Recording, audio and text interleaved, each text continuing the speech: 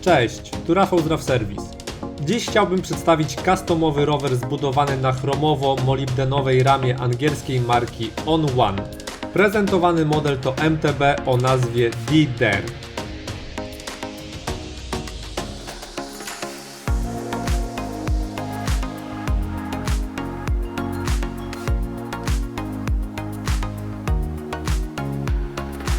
Napędzany przez 11-rzędowy osprzęt SRAMa, pedały platformowe Dartmoor Stream,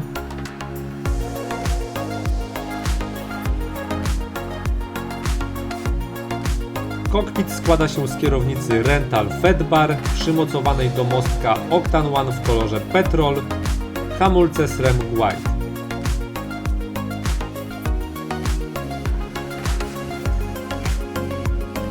Widelec amortyzowany Manitou Mettok,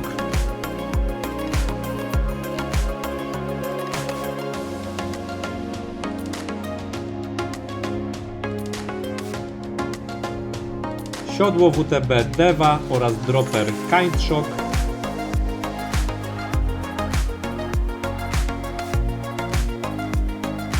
przedni zacisk hamulca to dwutłoczkowy White R,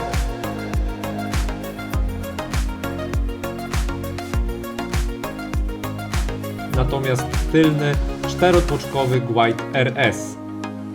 Koła oparte na petrolowych piastach NS Bikes Rotary,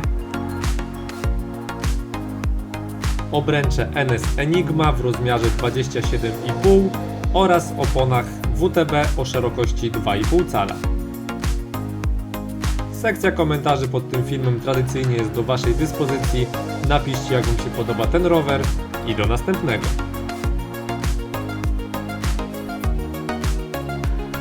Jeśli film Ci się podobał, kliknij łapkę w górę, a jeśli chcesz zostać na dłużej, zasubskrybuj kanał.